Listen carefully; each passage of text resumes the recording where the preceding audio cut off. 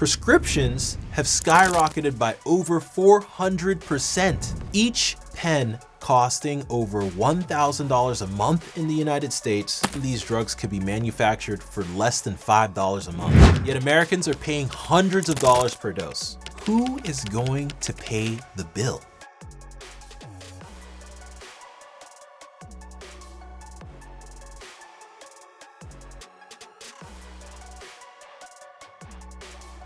What if the cure for obesity comes with a price tag so massive it could bankrupt our entire healthcare system?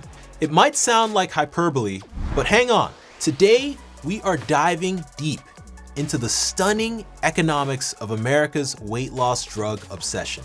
From California's Medicaid budget meltdown to eye-popping national cost projections, we'll see how using expensive GLP-1 drugs like Ozempic and Wegovy to fix the obesity crisis could financially devastate the nation. And trust me, the numbers will make your head spin.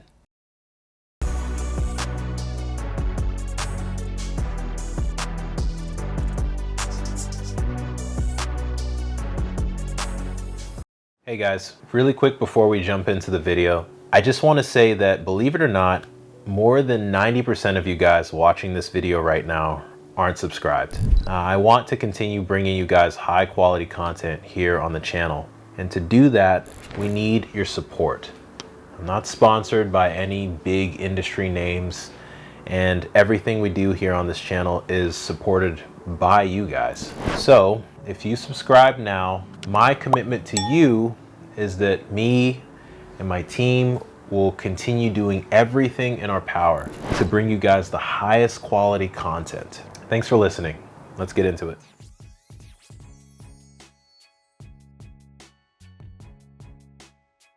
Welcome back. Ozempic, Wegovy, Mounjaro. These drugs have been hailed as miracle fixes for obesity. They're part of a class called GLP-1 agonists, originally for diabetes, but now famous, of course, for helping people shed serious pounds. They work by mimicking a gut hormone that curbs appetite and lowers blood sugar. Sounds great, right? The catch? They're outrageously expensive right now, and millions of people want them. Today, we'll explore how chasing weight loss with these high-priced drugs could blow a hole in budgets, from California to our nation's Congress. So buckle up. This deep dive is a financial thriller in the making. In the last few years, GLP-1 drugs have exploded in popularity. From TikTok trends to celebrity endorsements, everyone's talking about them. Prescriptions have skyrocketed by over 400% in just 4 years. But with each pen costing over $1,000 a month in the United States, who is going to pay the bill?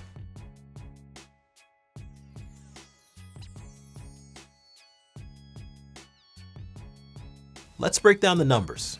First, let's talk sticker shock. These drugs are not cheap. Ozempic is about $12,600 per year at list price, roughly $969 a month in the US. Wegovy, roughly $17,500 a year, which breaks down to about $1,300 a month. And Mounjaro or Zepbound from Eli Lilly is about $14,000 a year for its tirzepatide-based injections. Yes, you heard that right. Up to $1,300 a month for a weight loss shot. To put that in perspective, that's like a mortgage payment for many families. And it's far more than what people in other countries are paying. According to a US Senate report, Novo Nordisk charges Americans $969 a month for Ozempic, while the same drug costs only $71 in France or $59 in Germany. Now, Wegovy is listed at $1,349 in the US, but just $92 in the UK. Now, talk about a price disparity. It gets crazier. Researchers at Yale found these drugs could be manufactured for less than $5 a month. $5! Yet Americans are paying hundreds of dollars per dose. It's no wonder senators like Bernie Sanders blasted the outrageously high prices and warned that they have the potential to bankrupt our entire healthcare system. These are strong words, but as we'll see, this is maybe not an exaggeration. Now let's look at usage. Millions of Americans are clamoring for these meds. Nearly half of all American adults say they'd be interested in taking a weight loss drug like Wegovy if they could. Half the country. That demand combined with the hefty price is why economists and policymakers are freaking out. Consider these jaw-dropping stats. Medicaid spending on GLP-1 drugs jumped from about $577 million in 2019 to $3.9 billion in 2023. That's nearly a 7-fold increase in just 4 years. The number of prescriptions for these drugs grew over 400% in the same period, as doctors started prescribing them not just for diabetes, but for obesity. The average annual cost per patient on a GLP-1 is around $1,200. If an insurer or Medicaid covers that, it's like adding $12,000 per person per year to the tab. Now, Pennsylvania's Medicaid program expects to spend about $1.3 billion in 2025 on GLP-1 weight loss drugs, up from almost nothing a few years ago. That surprise surge is helping drive a multi-billion-dollar state budget deficit in Pennsylvania. And they're not alone. 14 state Medicaid programs and counting have started covering these obesity drugs, which is great for access, but the costs are blowing up. States like West Virginia and North Carolina actually ended coverage for state employee health plans because of cost concerns. Even private insurers are having second thoughts. And remember, Medicaid is just one piece of the puzzle.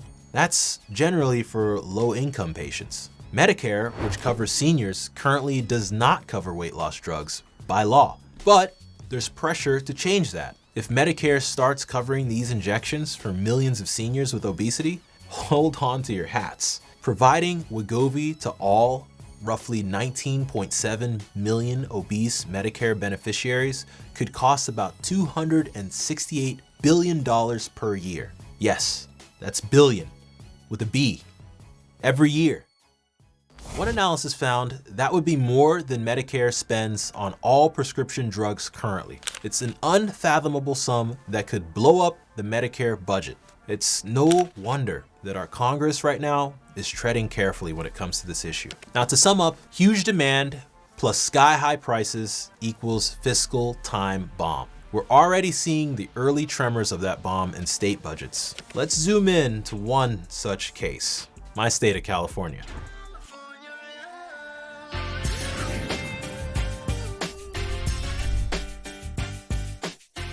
Now, in a recent video, we talked about California's Medi-Cal crisis, and it's a perfect example here. Medi-Cal, which is California's Medicaid program, covers about 15 million people. That's roughly 1 in 3 Californians. It's a lifeline for low-income residents, but now it's also at the center of an obesity drug budget drama. Just a few months ago, California officials revealed a massive budget shortfall in Medi-Cal. They needed an emergency $2.8 billion injection of funds just to pay the bills through the end of the fiscal year. And recent news reports are that they're needing even more than that.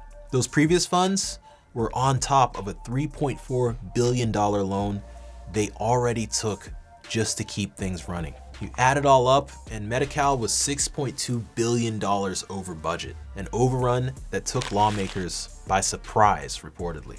So, what caused this hole? Well, several factors, to be fair. But a huge driver was, quote, unprecedented pharmacy costs. In fact, the California Legislative and Analyst Office found that nearly half of the recent growth in Medi-Cal drug spending came from just a few categories: drugs for diabetes, obesity, and inflammatory diseases. You guessed it, that includes GLP-1s like Ozempic and Wegovy. These treatments were so much more popular and pricey than expected that they helped blow the budget. It's like planning for a small campfire and ending up with a wildfire. State officials admitted they underestimated how many people would enroll and use these new medications.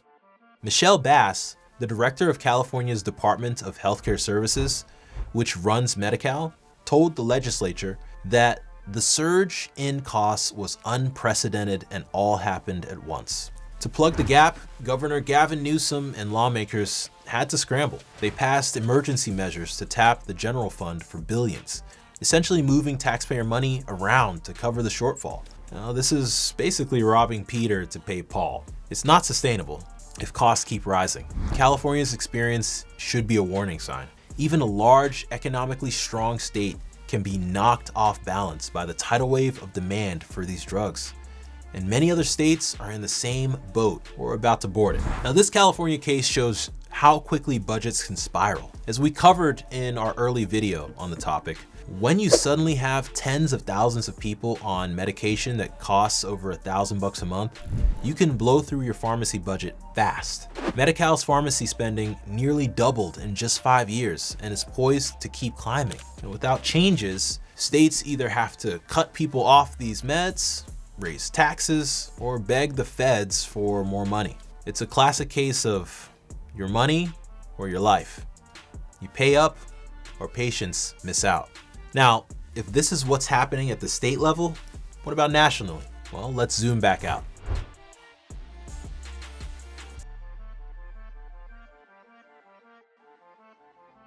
Here's where things get truly alarming.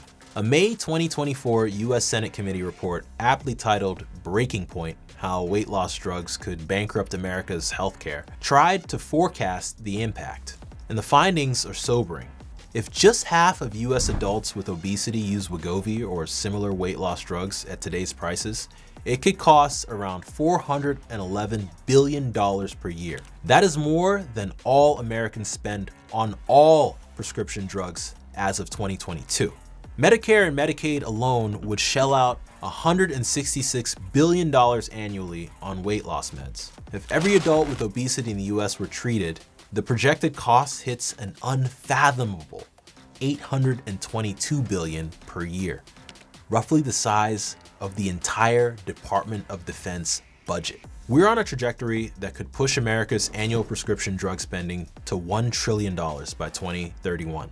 These are mind-boggling figures. Even half of that level of uptake would put unprecedented pressure on insurance premiums, taxpayer-funded programs, and household budgets. Now, Senator Bernie Sanders wasn't exaggerating when he said recently that if prices for these products are not substantially reduced, everyone will bear the cost through higher insurance premiums and taxes. It's like an obesity tax on the whole society. Whether you personally take the drug or not, you could be paying for others who do.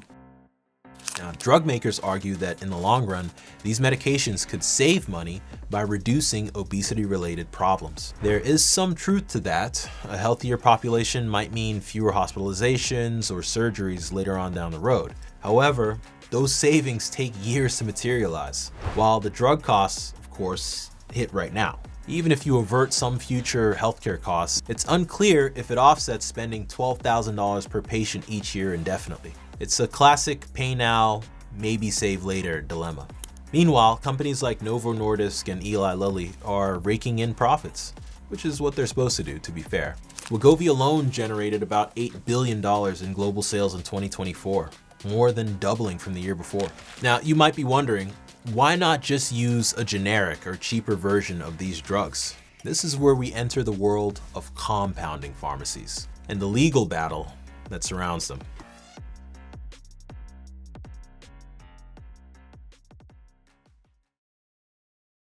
You see, some savvy pharmacies started offering compounded semaglutide. These are custom-made formulations of the active ingredient, often mixed with like vitamin B12, and sold at a fraction of the cost. They aren't FDA approved, but legal under certain rules. And during supply shortages, compounders stepped in. Novo Nordisk responded to all this with over 100 lawsuits. The FDA also declared the shortage over in February of 2025 and gave compounders 60 to 90 days to stop selling. Now, pharmacies sued, and the case is still ongoing as of this recording. But the momentum favors big pharma. What does this all mean? It means that drug companies are aggressively shutting down low-cost alternatives. Until patents expire, there may be no cheap Ozempic knockoffs.